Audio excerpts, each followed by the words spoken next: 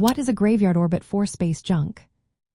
Imagine a place in space where old satellites go to retire, far away from the busy areas where active spacecraft and astronauts are working. That's what a graveyard orbit is. It's a special high-altitude zone, usually about 36,050 kilometers above Earth's surface, where defunct satellites are moved once they are no longer useful. This helps keep the lower orbits, where most active satellites and the International Space Station orbit, clear of debris.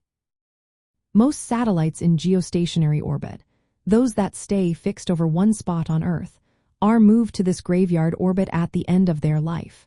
Moving them there takes less fuel than bringing them back to Earth. It's like parking your old car in a faraway lot so it doesn't block the driveway. This way, the retired satellites won't accidentally collide with working satellites or create more space junk. Space junk includes broken satellites, spent rocket stages, and tiny fragments from collisions or explosions. These pieces zip through space at speeds up to 18,000 miles per hour. Even a tiny piece can cause serious damage to active spacecraft.